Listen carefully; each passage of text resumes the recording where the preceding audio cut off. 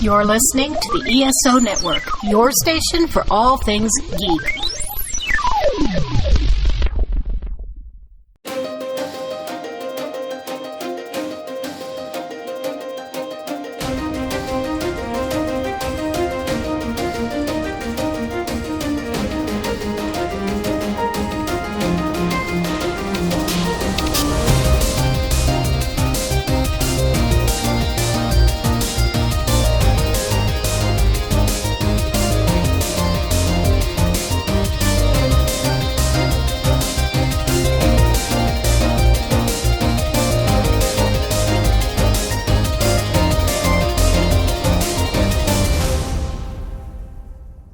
Hello, and welcome to the 42 Cast, your ultimate answer to fandom, geekiness, and everything. As always, we have another great episode lined up for you, but to start off, I do want to take a slightly somber moment. About a month ago, at the time of this recording, Peter David passed away. Peter David is known as a writer for novels, television, comic books. He has had some incredible runs, no pun intended, on various comics such as The Incredible Hulk. He did write for Babylon 5 and its spinoff Crusade. He's written many Star Trek novels. He's known for being an author that can find the voice of characters and tell extremely well-written stories with those characters. So in the case of adaptations, like novel tie-in books to various TV series, it feels like he can write a story that feels like it should have been an episode on the television series. I would specifically recommend his novel Q Squared, if you're a fan of Star Trek The Next Generation. It is his best work that I can recall for the Star Trek line, although he wrote many phenomenal books. You can't make a bad choice reading a Peter David Star Trek book. I would also recommend his run on Incredible Hulk because it was fantastic, and even some of his prose work on The Incredible Hulk also, such as Incredible Hulk, What Savage Beast, which was a novel that was published in the 90s, also fantastic. Although I think you probably get a little more out of it if you've read his comic run first. But you can definitely pick it up just as it is. Anyway, I wanted to bring this up because I got to share a panel with Peter at Dragoncon in 2019. It was a panel on the Babylon 5 spin-off Crusade. Since we've never talked about Crusade on the podcast, although we have talked about Babylon 5, I thought that this would be a good time to air this episode so that you could hear us discuss Crusade and also get to hear something from Peter David that I got to share in also. It was a great moment for me. I was so excited to be there, a little nervous because he was one of my heroes as a writer, and so it was so cool to be able to be on a panel with him. But anyway, I shouldn't just natter on. Like normal with one of these kinds of episodes, we'll just go to the outro once the panel ends. There won't be a separate outro segment. But I hope you enjoy this. I hope you enjoy hearing from Peter, and hope to see you back next week when we talk about something a little different. And until then, this is Nathan signing off. What's this? It looks like the end of the Bat Chums podcast. Holy recap! We've just reviewed 1 season and a half of the Batman 66 series. There's still so many fun episodes to go.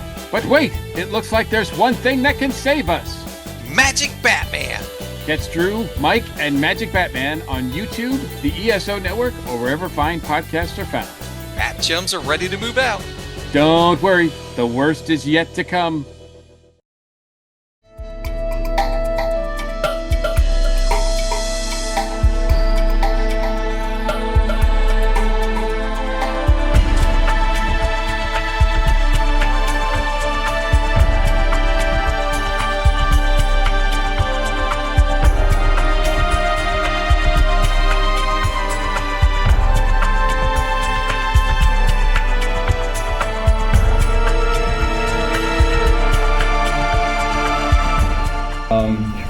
So let's see. I won't do any of my Rick Dalton, Cliff Booth jokes since I have to actually be serious and moderate here.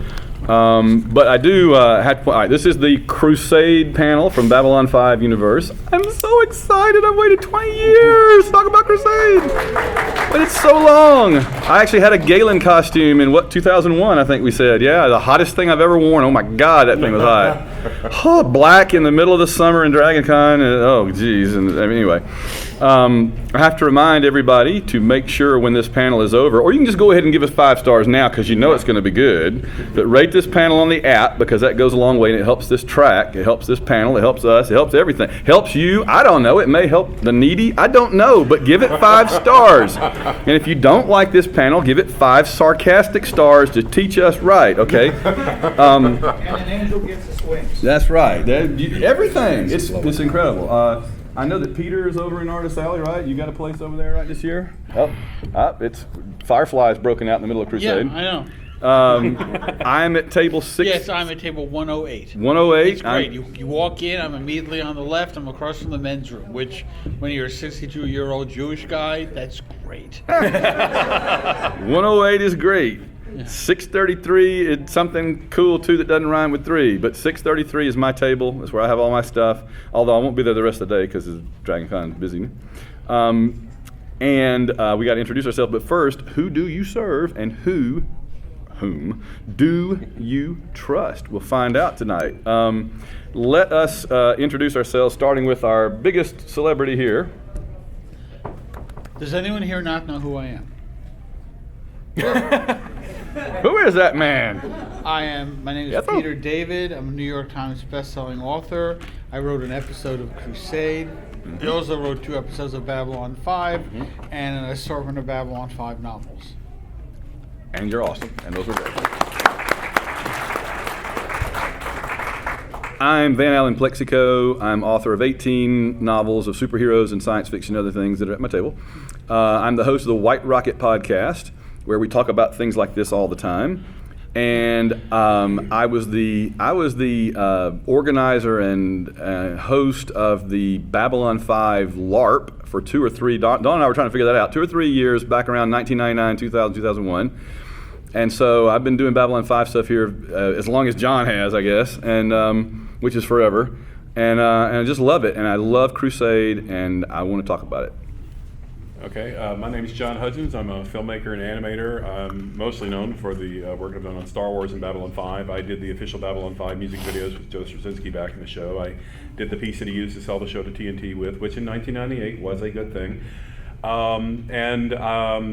I actually did not work with anything with Joe on Crusade other than him giving me this hat. But like I said, I worked behind the scenes. What's the book? This is one of Joe's self-published books, Crusade, What the Hell Happened? Volume 1, the early years. He hasn't done Volume 2 because he ended up saving a lot of that for what's in his autobiography.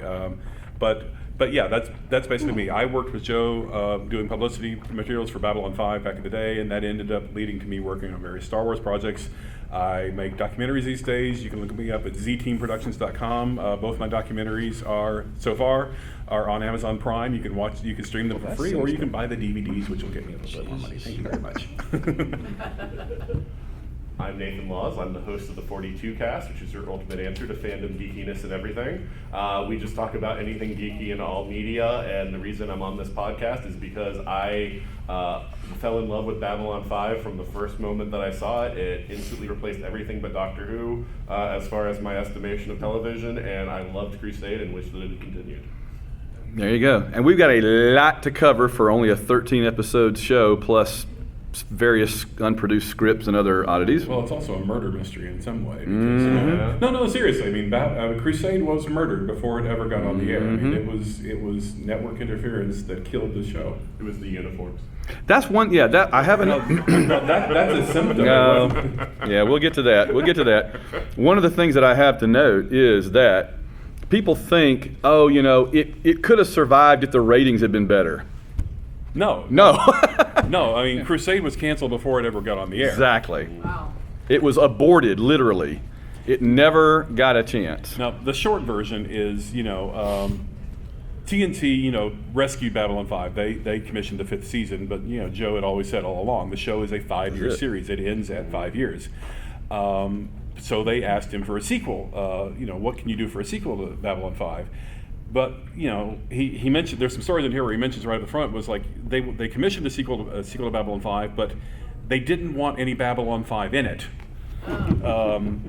because they could promote it as something new, but they wanted to use something old to leverage the new because people who would watch the old show would watch the new show, even though there was nothing old in the new. And meanwhile, they canceled Babylon 5. right.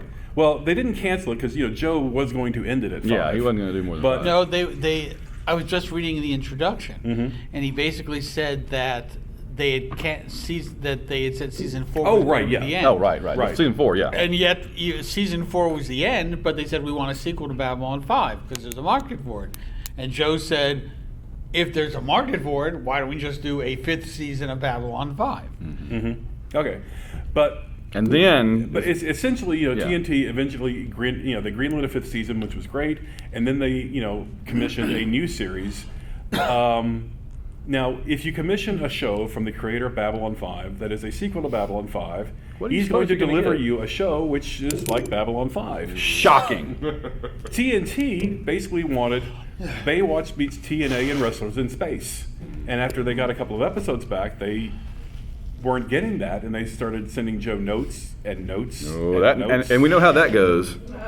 When Joe starts getting notes. And he eventually just put his foot down and said, "I'm not doing this." And and that was after they'd done all the change of the costumes and everything. I was gonna say he does make one effort to change things, right? Yeah, he tried to do some things, but it was dead before it ever went on the air because they had already shut down production. It's why there's no real definitive run order of it. I mean, there's Joe's preferred order, or there's the order it was aired, or whatever. But neither one of them actually works, and they all contradict each other because they rearranged, they reshuffled the episodes while they were producing them, and so things are referenced as having already happened early that don't happen until later. Like if when Gideon meets Lockley, they meet like 3 different times for the first time because it's always this was supposed to happen first. Well, no, they already met, but it's too late. So, yeah. What I want to do to start things out is kind of go down the row here and give your overall opinion. I want to get up front first the verdict on the show itself as a show and as a part of Babylon 5, right? Like a thumbs up, thumbs down, and why, just in general, and then we'll get into more specifics and episodes and all that. So Peter, let's start with you and just what is your kind of, the post-mortem on this thing? Okay, you have to understand it was 20 years ago and I barely remember it. I mean, I remember my involvement with it. I remember enjoying the show when it was on the air. I remember being extremely bummed out that the series was, as you said, canceled before it ever went on the air. I thought that the fact they kept jumping around the times that the damn thing was on. I mean, there were a couple of times where it was on at 2 o'clock in the morning. A new episode, 2 o'clock in the morning. Who the hell is watching TV at 2 o'clock in the freaking morning? And this was before DVRs. So it was just... They have VHS. Yeah, exactly.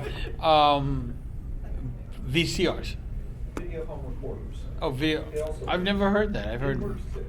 I've heard video cassette recorder. I've never heard video home recorders. Yeah. But it was just... Oh, yeah, and then it would start at 2 o'clock, except actually it would start 10 minutes after 2 or something like that, So you could miss the last 10 minutes. And there was like an NBA playoff in the middle of it, too, that messed it up. Yeah, exactly. I guess a lot of it also depended on your market. In Nashville, we actually kept it on in prime time the entire run of Babylon 5. It was on Sunday nights at 9 p.m. right after the X-Files. Yeah, wow. We had 4 o'clock in the morning and I got to see the phone sex ads every time I Yeah. And I wasn't really interested in those girls. Yeah, but anyway, Peter, you were saying? So I liked it as much as I could, considering its insane run times, the fact that it was out of order and didn't make a ton of sense.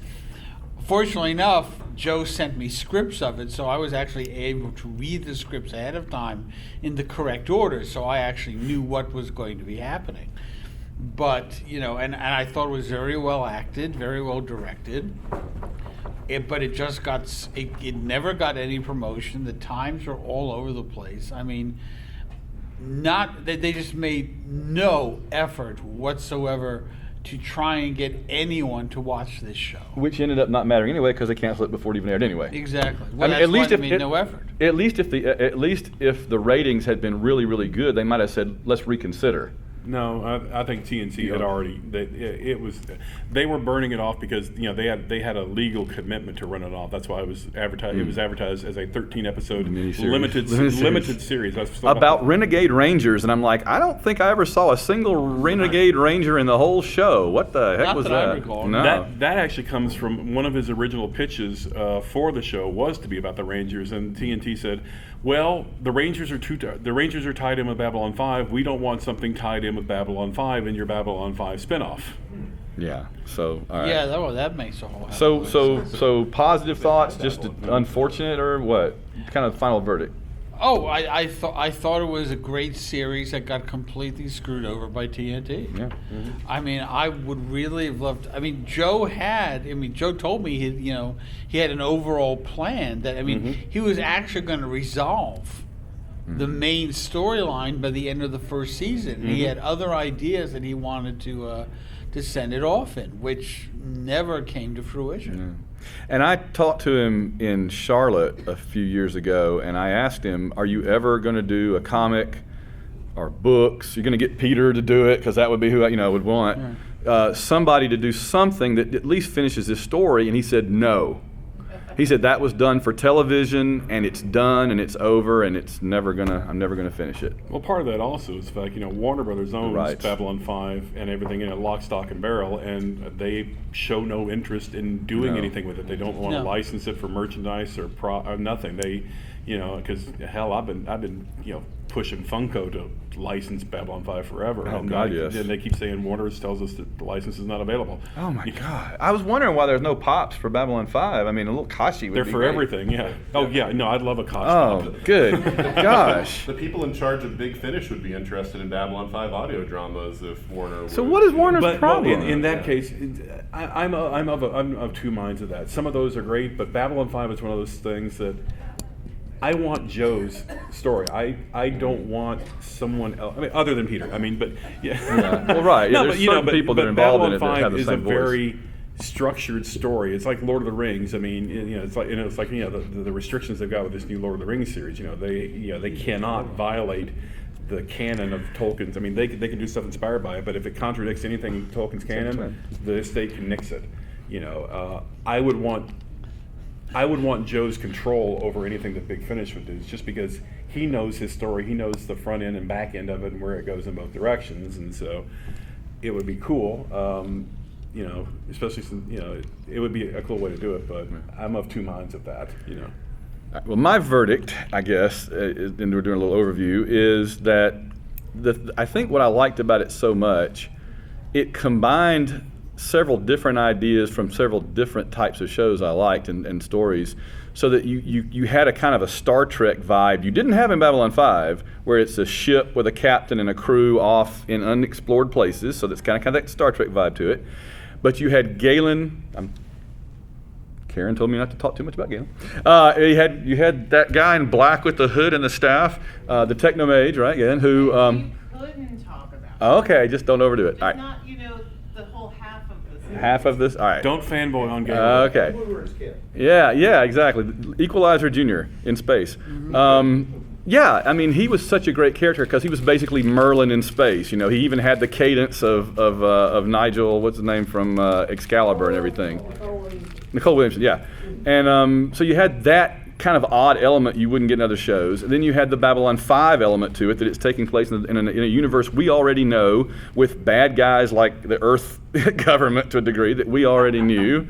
I love the fact that Earth is the bad guys in Babylon 5. It's one of the things I love about the show. There were so many elements that together interested me, and that ship was so cool with the big gun and everything. And you had the Drakh, who were such a great set of villains, but they didn't get used enough in Babylon 5, and so they get their own series to be the heavies, at least for a while. That was cool. So there were just so many things about it that I liked. When you mention the Drakh, all I can think of is, in one of my Babylon 5 novels... So you wrote 3 novels about them, yeah. In one of my Babylon 5 novels, Garibaldi gets the drop on a Drakh assassin. Yeah. And he bursts out of a closet with a gun, and he says, "What's up, Drakh?" Yes, he does. And Steve Saffel was my editor, said to me, "Joe will never let us do that joke." I said, why not? I said, I didn't name them the Drock. He did. I didn't establish that Garibaldi loves Warner animated cartoons. There it is. He did. All I did was take two elements that Joe introduced and put them together into a logical punchline. Absolutely. And sure enough, Joe had absolutely no issue with that. Although I can imagine when he read it, he kind of went, damn, I wish I did. Yeah, as a loyal fan and reader back then who read those books as soon as they came off the presses, I have to say when I read that line, I busted out laughing and I said, yeah, totally fits, totally in character, absolutely. Completely in character. So I give it a huge thumbs up, and I would give anything to have more. Oh, well, and this is not just because I've known Peter for years, but one of my favorite moments in the entire show is just, when they finally bring Lockley in and someone asks, if she'd served under John Cena. And there's just that, and, I was just like, yeah, that's... Yeah. Were you under him? Spit tape. Because that was one of it was natural. It felt, it was earned character humor and stuff like that. Although my favorite line from that episode was when Lockley says to Gary Cole's character, you know what you are? And he says, ruggedly handsome. Yes. Yeah. And she says, a control freak. And he says, can I be both? They had some great chemistry. It's interesting. In fact, I would argue that other than Garibaldi, Gideon had the best chemistry with Lockley. Lockley was an interesting character. She didn't work as well as Claudia Christian in a lot of cases. She kind of replaced Claudia Christian, but didn't have the same appeal in a lot of ways. But she did click with Gary Cole very well, and I wanted more of that. And again, even though they met like 3 times over the course of the series because they kept changing well, they around, met the first time in my script. Yeah. But then there's an episode later which was supposed to have aired before yours, where they see each other and they are like meeting. They're like, "Oh, I'm Captain whatever." No, Joe was very specific. He said to me, when I was writing the script, he says, "This is the first time they meet." I went, "Okay." Yeah. The problem is they changed it later. That's what. Yeah. This show had worse episode order problems than Firefly did. Yeah. Exactly. No. To me, Crusade is a. Oh, sorry, Heather. Just let me answer this. I got to pull up my charger and charge up my phone. Crusade is a lot of great setup for what could have been a great TV show. It's a lot of potential. There's a lot of great elements. I love some of the characters, not all of them. I would love to have seen even just the rest of a season. I think in a way some of it's stronger than B5's first season, but it's the fact that we don't get the payoff.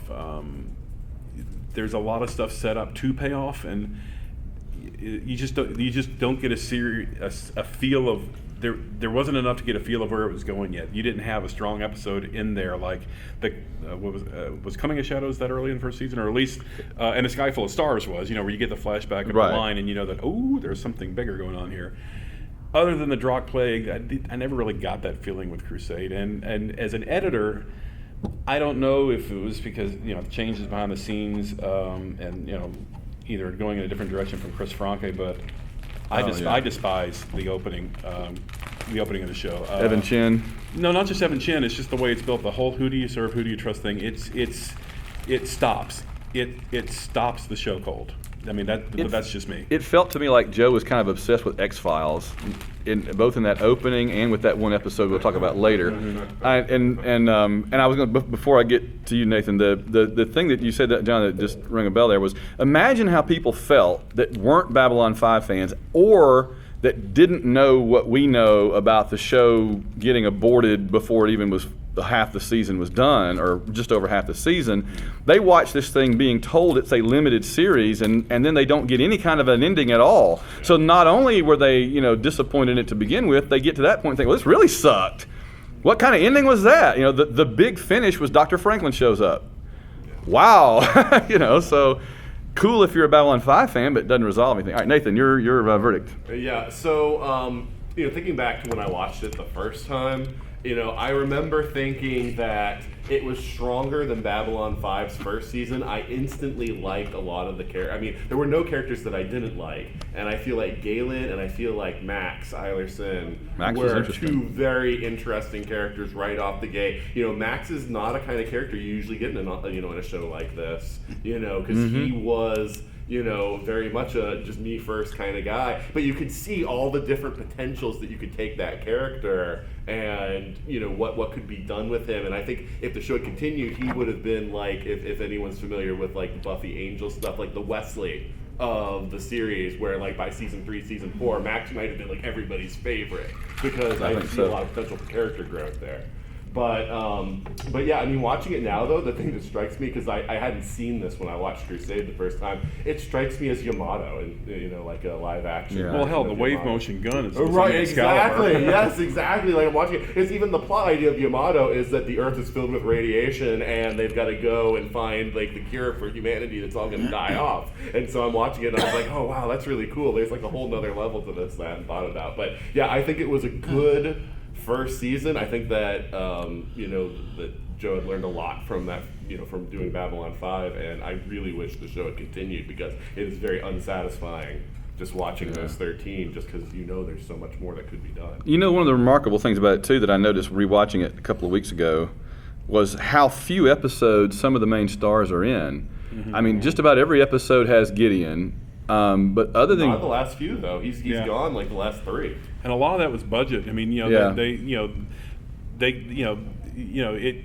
it doesn't cost them as much. People may be in the opening credits, because of deals and stuff like that, but they don't have Lockley. Yeah, well, that was because like a later edition, but and Star Power and stuff like that. But you've got a limited budget, and Babylon 5 was produced, and Crusade were both produced on the cheap. I mean, at the time, Star Trek episodes were being produced like about 1.5, 1.7 million per, and Babylon 5 was being produced for around 900,000 an episode, and they actually dropped that for the last season in Crusade to like 850. You see the heavy reliance on CG back in an era when you probably shouldn't have been. Well, I do want to get to the audience in just a minute and get their views on some of these too, but let's start up here, and if you have any favorite episodes or characters that you want to throw out, and Peter, what do you think in terms of what worked best about it? Like, is there an episode? Well, you have your own. You want to talk about that? If you want to talk about that, or some other one, or your favorite or characters you thought would be good to write if you didn't get to run. I loved writing Gideon. Okay. I loved writing. I can't remember their. Like I said, 20 years ago, I can't remember their names. The badass female. Dorina the Phil. Dorina. I love Dorina. Eilerson seems like one of the archaeologist. He seems like one that would have been in years. And who was the guy? Was that Max? The one that Max, you wound? The smartass. The smartass with the cat. Yeah, I loved the sequence where I had the two of them dancing. Yeah. Yes. Mm-hmm. I had a lot of fun with that. And I met the actress, and she told me that was her favorite episode, which she may have said to any writer of any show. But those were the characters that stand out for me the most, and I had the most fun writing. I made my list of the 5 best episodes, and I really thought about it this time as I was watching it. Because I've watched this whole series all the way through probably 5 or 6 times, including when it first aired. But I have the DVDs, and so I busted them out last month and got them out and watched the whole thing, taking notes on every episode. And I felt like, and we'll see what you think about this, I thought the 5 best episodes now, and by the way, Galen is so great, and yet after the first few episodes, he almost doesn't appear again, and maybe one more episode before the end, which shocked me because I'd forgotten how he just kind of disappears. And Max isn't in that many either. Dorina's in a lot, by the way. She seems to be in there more than most. Well, because she was a female, and they put her in a skimpier costume at TNT's request. Yeah. They wanted the TNA meets Baywatch and Wrestling in Space. So, All right, so my 5 best, in my opinion. Number 1, Racing the Night, which was supposed to be the first episode originally. Mm-hmm. Racing the Night, where they're on they're exploring the abandoned city, and Gideon's flying the little fly cycle around. Okay, and is that not the one with the drones? Yeah, the drones come out, and dissect everybody. Galen sends down his homunculus. Oh dear, something dreadful. Yeah, that one. Number 2 is the Needs of Earth, and now I'm trying to remember why I like that one so much, because the name is just blanked out of me what that one is about. I can't remember now. I have to think about it, because it didn't used to be one of my favorites, but watching it this time I thought it was good. Number 3, The Memory of War, which is another Galen episode where he fights the other technomage that's become like a nanite plague or something ruling that planet and makes everybody go crazy and fight. And Galen loses his staff, and Dorina comes back muddy with it, just hands it to him and walks away, grouchy looking. I thought that was brilliant. Appearances and Other Deceits. This is the episode that really existed only to switch them from the second uniform to the first uniform. If that sounded weird, yes, it does sound weird, because they started out filming episodes in the gray, the bellhop uniforms, and it was the one suggestion that TNT made that I thought was good, was get them out of those gray uniforms, put them in black. So all the episodes where they're in the black with the red or the blue undershirt were filmed later. And they said something about, but they switched it around. I thought this was so funny. Joe switches it around on them and has that the network, right, the EA comes in and says, oh, these black uniforms are bad, you need these fancy gray ones. When it was actually, they were wearing the gray ones and the network said you need the black ones. My head's exploding. Okay. And then, but the thing that was cool about that episode was it was the one where the alien would pass from touch to touch to touch, and I thought that was a very clever. The resolution was clever. I really like that. Yeah, exactly. And we can get into that. And then I also like, and I love Peter's, but the other one, just because I'm a Galen fan, is the Well of Forever, because it establishes what happened with Galen, why he's bitter, what happened to his girlfriend. Oh no, that's the other one. Yeah. And they're on the Well of Forever. I still want to know where he got the magic rock that told him where, because they never said, right? He shows up and says, Matthew, I have a magic rock that will show me where the Well of Forever is. And so they go, and that's the story. And I'm like, where did he get the magic rock? They never told us. Straczynski. So yeah, it came from Joe. It came from plot. From plot, yeah. Pure All distilled right. plot. So I just want to do my 5. You favorite episodes or characters or whatever? I don't know that I have a favorite. Like I said, I tried to rewatch a lot of them before Dragoncon, but I'm working on a new documentary, and one of the biggest events for it was last weekend, so I'm kind of swamped. I've always liked the one where Edward Woodward was in it. The one where the dad and the son Long Road. Yeah, the two of them got to play off each other. Just because That was his dad. Yeah, Edward Woodward, the Equalizer. Yeah, that makes sense. yeah. The Peter other Woodward is Techno the son of the Equalizer. Okay. No, and Peter was great. I mean, he was here for Dragoncon. Yeah, Edward Woodward is the Equalizer. With all respect to Denzel Washington. No. Denzel Washington plays a character called the Equalizer. Woodward For was no reason. the For no reason he was called the Equalizer. It's like he has no resemblance to the character whatsoever. No, but I liked that one a lot. Pretty much, anything with Galen, I enjoyed. I tried. I just didn't have time to. I didn't have time to do my homework. I'm sorry. The dog ate it. So, long and short, that's it.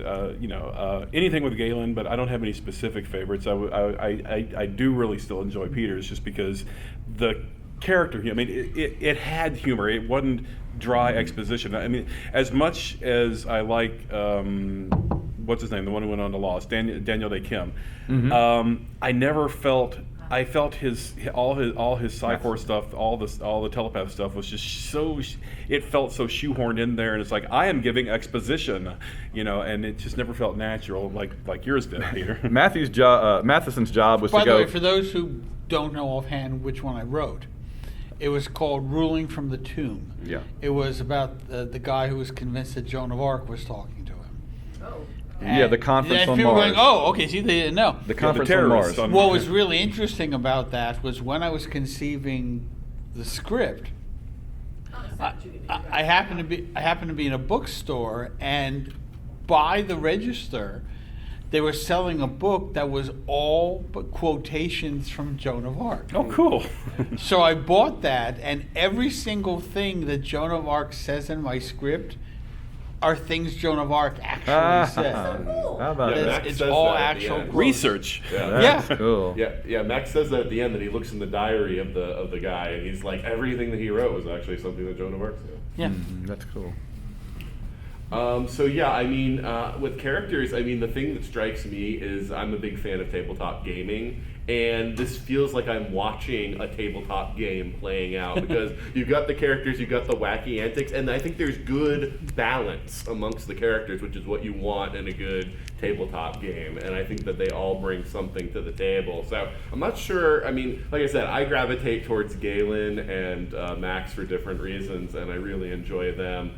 But story-wise, it's kind of funny because I'm listening to the top 5 that Van gave, and I actually feel like the first 5 episodes, the ones in the bellhop uniforms, are not as good as the 8 that they did later that actually aired first. Wow. Okay. But the ones, I mean, not to sound like a brown noser, but Ruling from the Tomb is good. Definitely one of my favorites. Okay. And again, it's because the same reason that I like a lot of Peter's stuff. You like bring out things, continuity, but not just to reference it, but because it makes it more interesting. So we get the character, the fighter pilot. What's his name?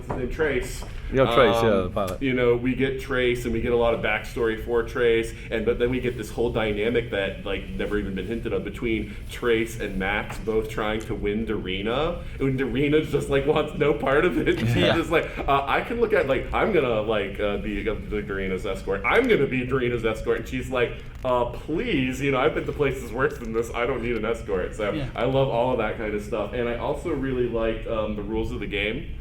Which was the Babylon 5 one, where they go back to Babylon 5, because that's another great one for Max. And again, showing that Max had a lot more depth to him, and the whole idea of, because you would think, oh, Max, he's just a selfish guy. You'd think, oh, well, he left his wife. No, she left him. And this whole thing of he has this sort of love for her that he's always had, the fact that he loves the cat. This is the Mr. Kitty episode, yes. Mr. Kitty. I love it so much. So, yes, I love the fact that he named it Mr. Kitty is even better. But I like that one. I like the Gideon Lockley relationship. Oh crap! I just looked up my notes on the Needs of Earth because I'm like, why did I think that was the second best episode when I can't even remember what happened in it? It's because this is why I said another sneaky good episode. This is the one that includes things like Who's Your Little Pakmara? And it's the one. It's the. You'll recognize this. It's the one where the alien had fled his civilization with the data crystals of all their art, and the authorities had tracked him down to the Excalibur, and they take him away. But of course, those aliens had never heard of the idea of copying stuff, so Gideon had copied everything. But the great moment that escaped me the first time I saw it, that I thought really blew me away this time, was that they hand him over to the authorities, and they're like, he's so polluted, we won't even be on the same shuttle. We're putting him on his own separate shuttle. And Matheson's like, oh, okay. And they fly away and explodes, right? They killed him. And it comes out kind of indirectly that Matheson knew that was going to happen and let it happen because it was the only way that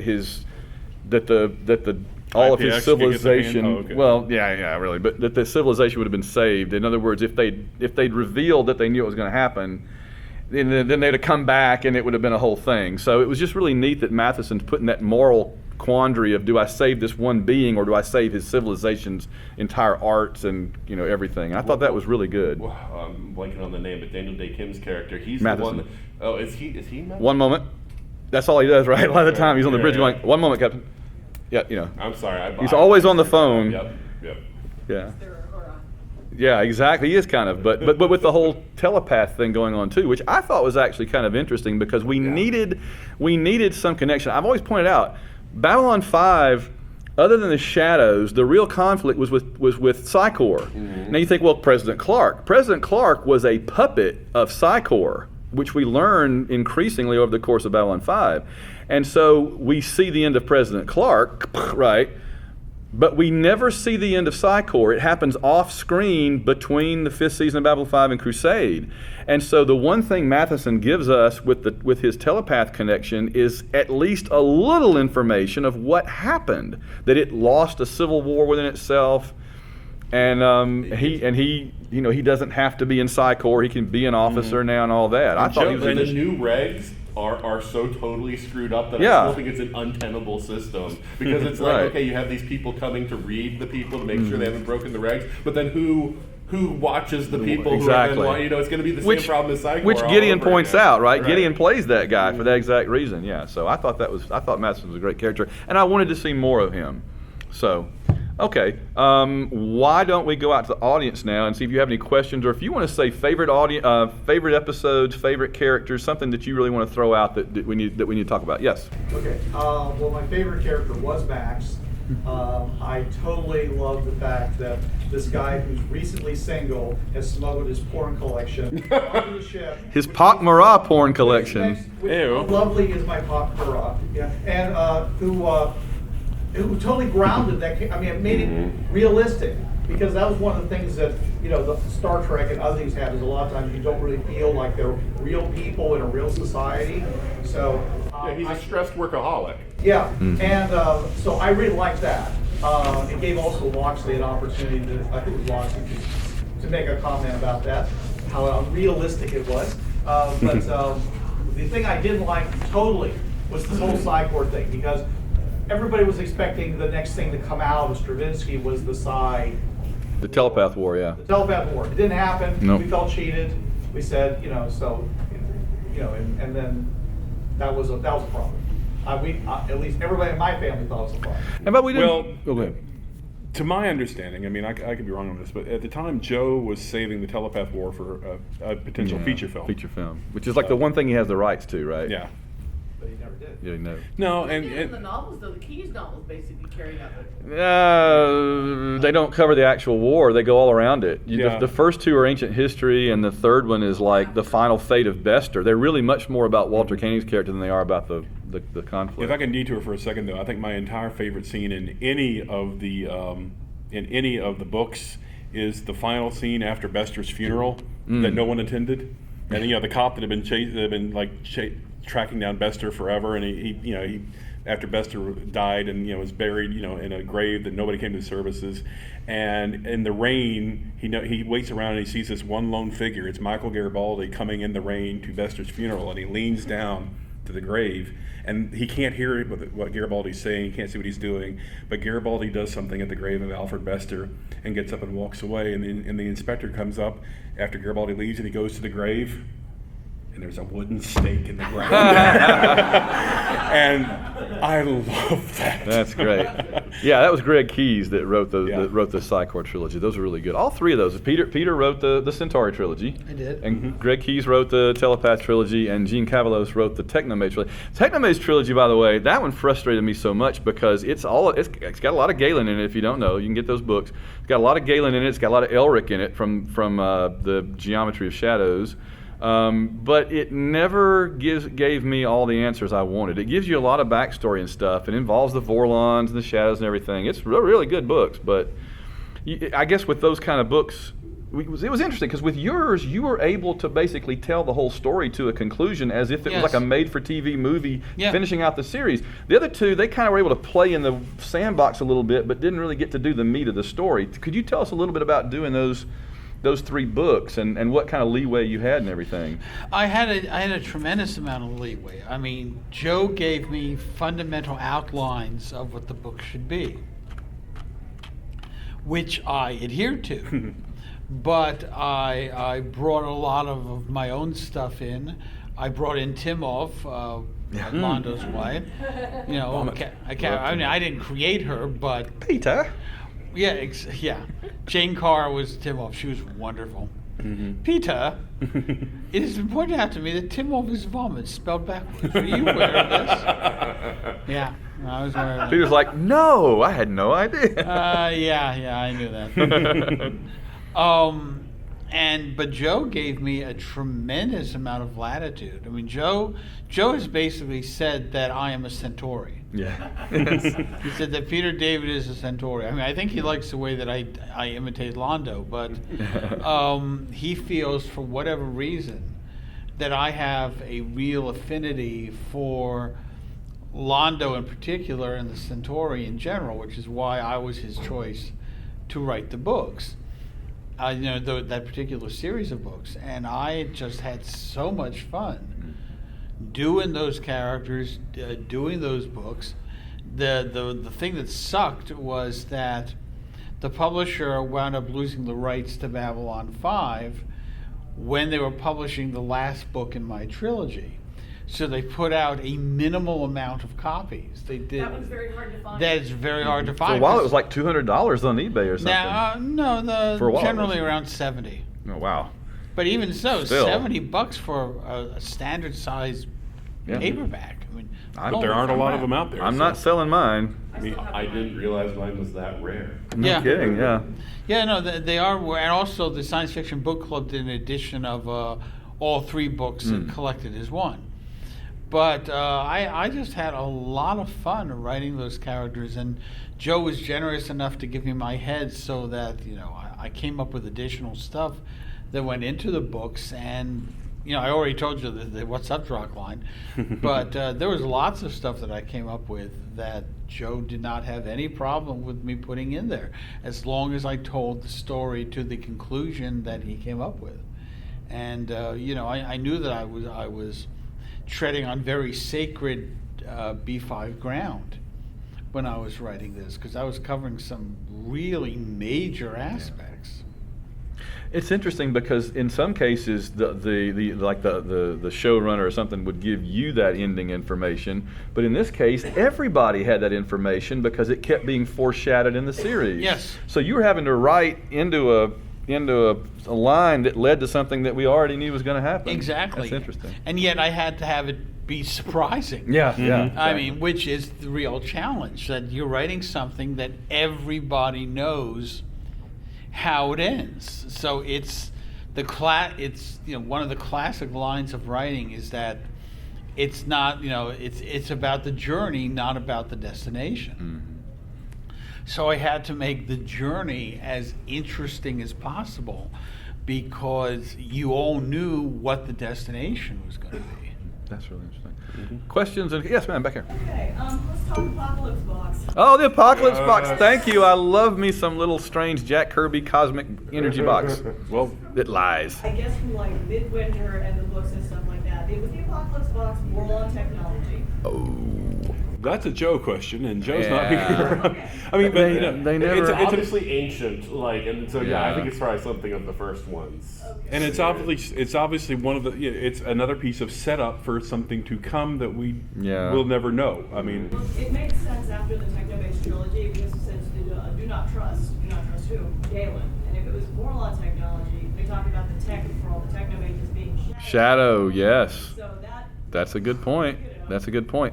Yeah, it was the thing that was so cool about the Apocalypse Box is it was just it basically was a giant. It was a plot device in the closet. And Gideon had a plot device literally in his closet that he could pull out when he needed a plot device. What I want to know is he wanted it in bed. That guy was just carting it around and he just had it under the table and the poker game or whatever. Well, for the way that the guy reacted, I feel it seems like he felt like it was a release. Oh, absolutely. Oh, yeah, I'm free. I'm free, and he gets hit by a bus or whatever. So there must be a cost in some way to using this thing. That's what I felt like we were going to get some sort of like an idea of, what does this thing do to somebody, like the Ring Bear. And Joe said in the Bible, in the Crusade Bible, which I have in my book bag over here, he said that if Galen knew the Apocalypse Box was on board the ship, he would run and grab it and chuck it out the airlock immediately.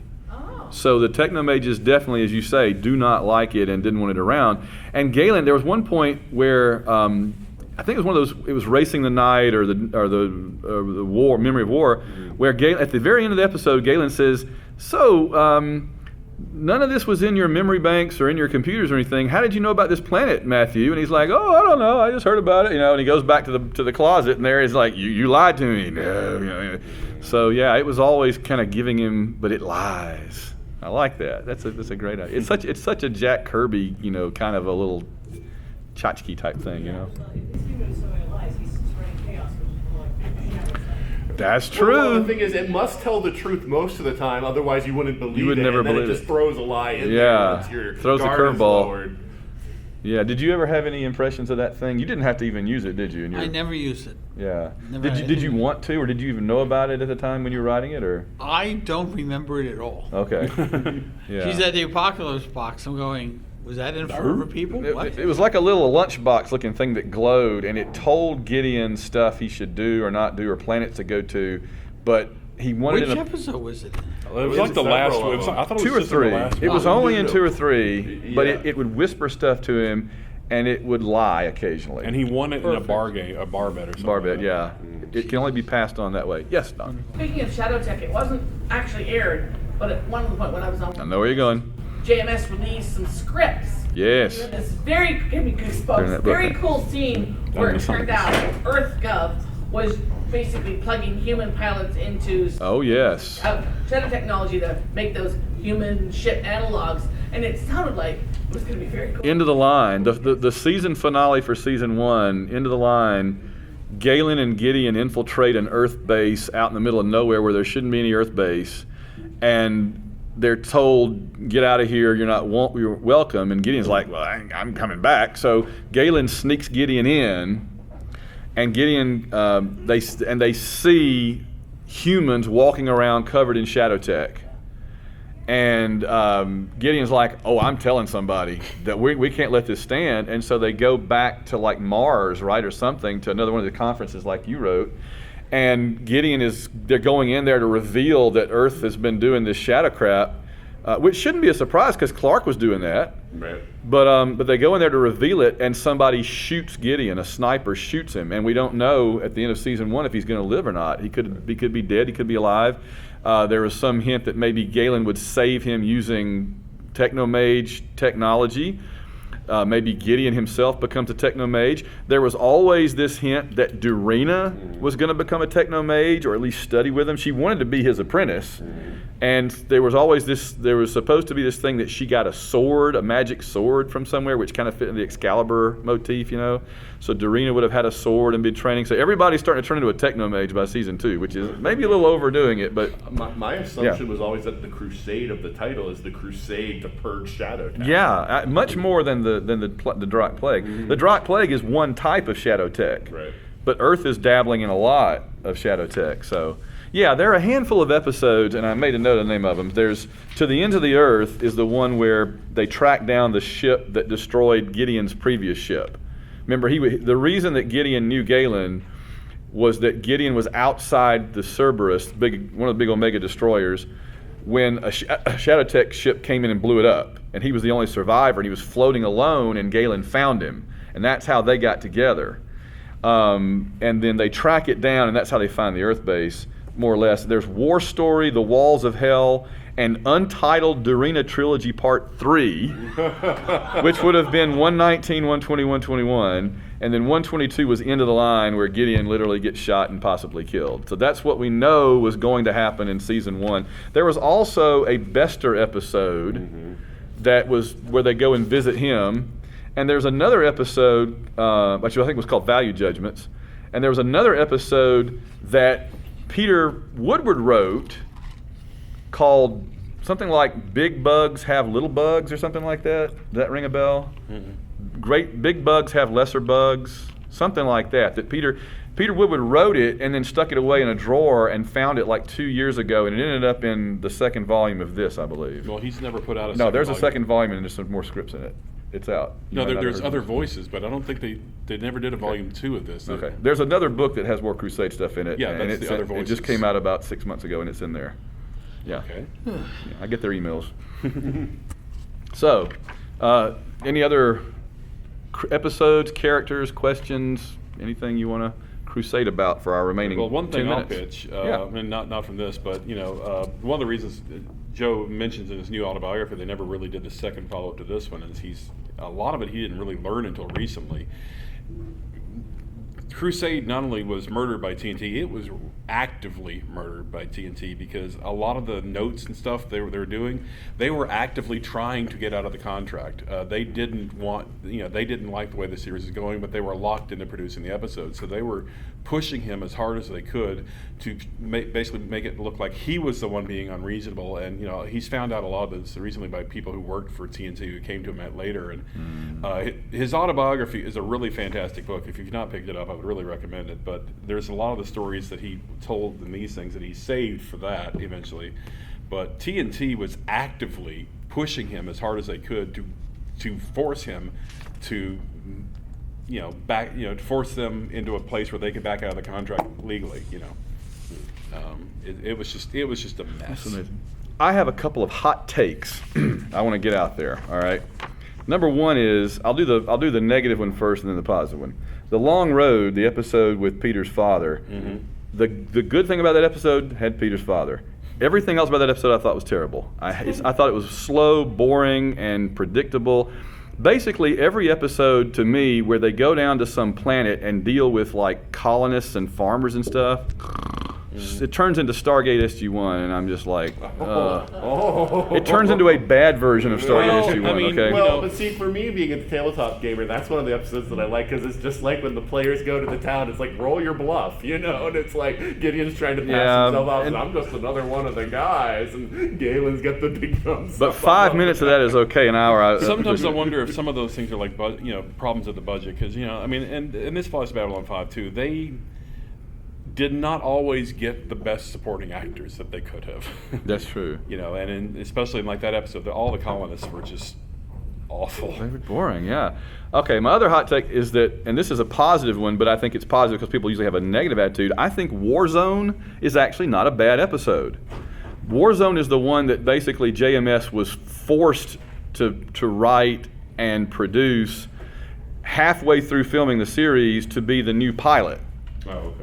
And it's the one, but here's the thing I think is so cool about it. While it does have Racing the Night, Racing the Night is the original pilot. This is the one they replaced it with, yeah. Gotcha. So we don't get Racing the Night till like episode 9 now. Right, yep. So Warzone, the thing I like about it is he wanted to just start, and this is a valid, it's a valid idea. He wanted to just start the show in media res, as they say, already everybody, they're out there doing we'd stuff. already seen the Drock plague in a Call to Yeah, Arms. So we in didn't Call to need see Arms, it right. again, right. But TNT's like, no, we need an episode where you establish all this. And I thought that was actually fairly useful. And while you do get the fist fight, which is stupid, the mutiny, where Gideon beats up a crewman and says, you want to be the captain, you got to beat me up or something. That's stupid.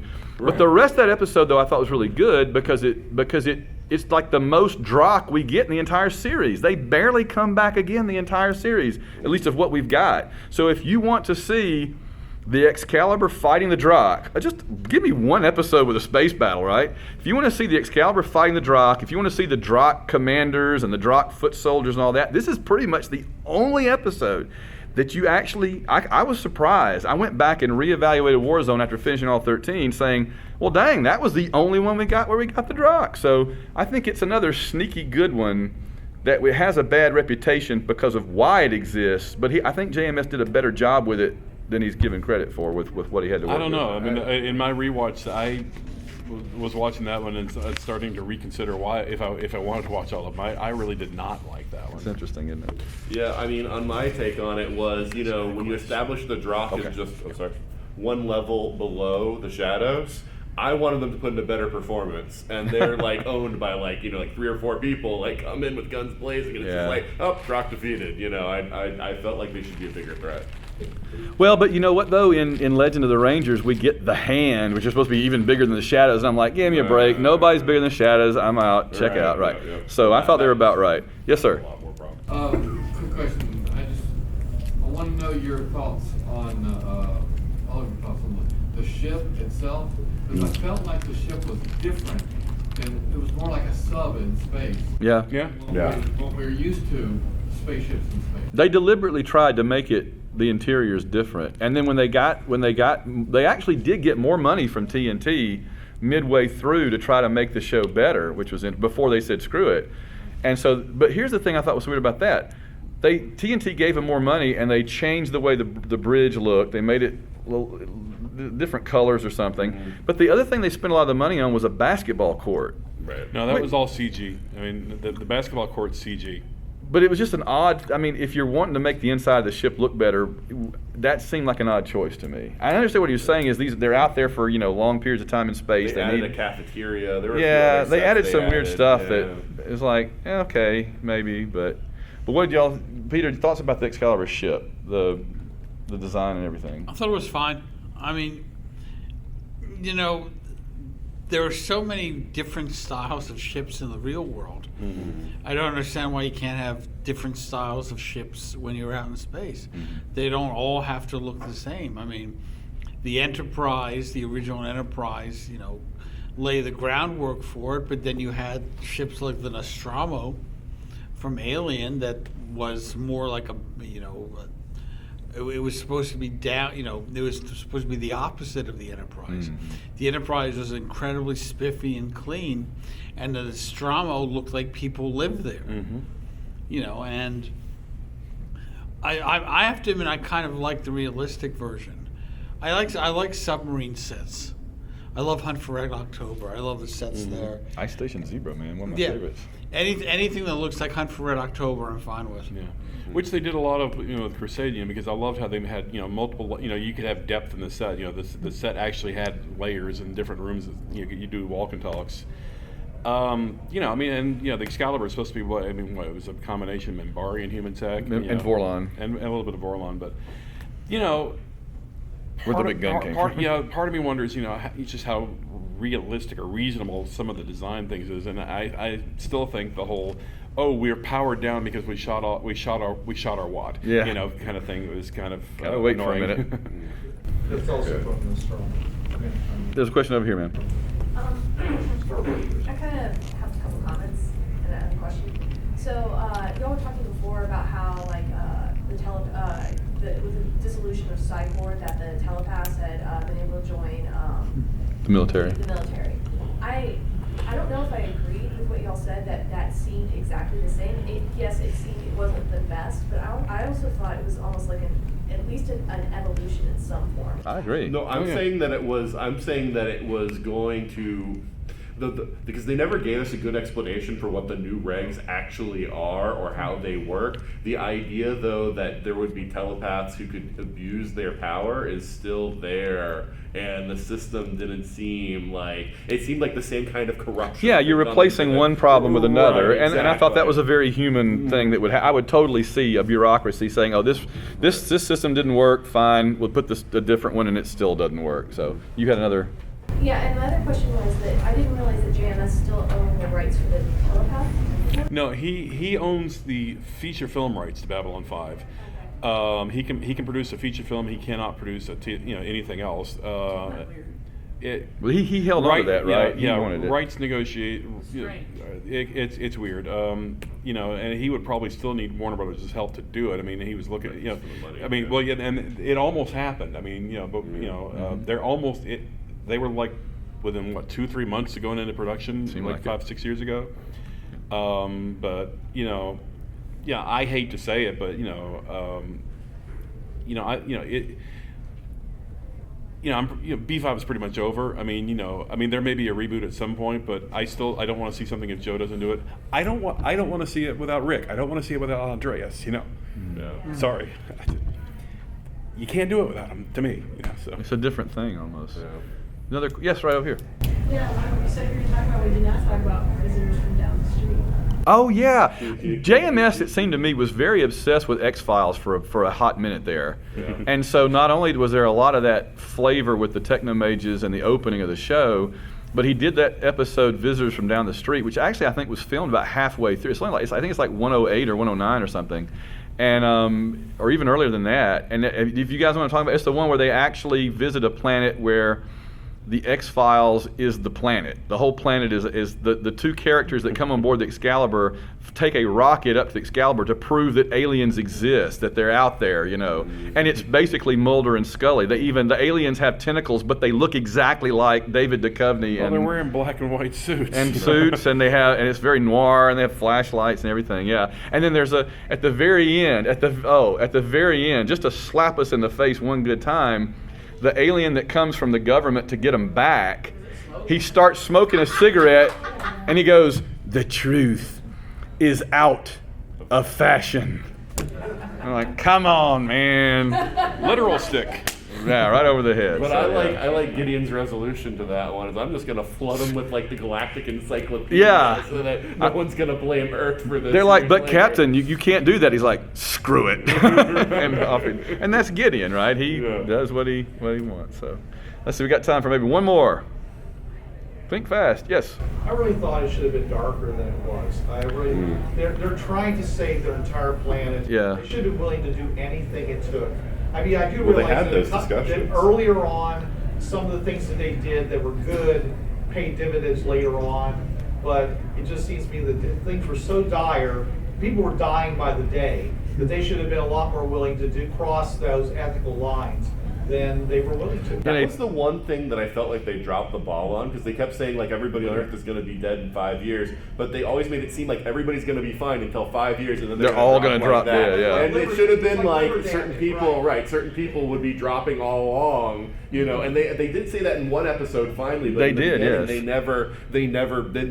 made it sound like everybody's going to be perfectly fine for 5 years, and then they're going to drop. That was the way I understood it. That was the way Exactly. I understood it. Right, but there's one episode where they mentioned, I think it might be the one with Stephen Franklin, but Yeah, they the mentioned last the fact one. that like the virus is mutating and like killing people through different methods. So like a group of like 80 people would all die from I remember this strain of something, and you know. And I was just going to say to your comments as well, in a post Battlestar Galactica 2004 world, it would have been different, right? Mm-hmm. This show was in the main thing that influenced Crusade, in my opinion, was X-Files in a strange way. And I think if it had been done 10 years later, it would have been more like Stargate Universe, kind of in a way, you know, which I like, by the way. Okay. I think we're out of time. Sorry, Alan. You lose again. 2 days in a row. Come on. All right. Well, thank you all for coming so much, and maybe someday, right? Yeah. All right.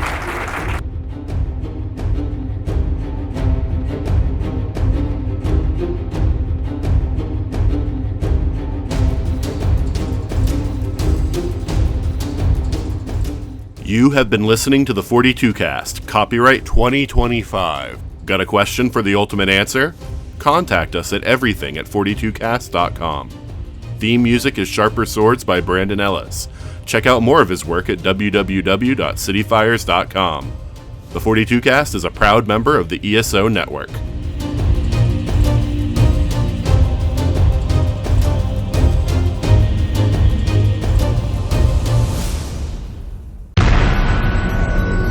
This has been a broadcast of the ESO Network.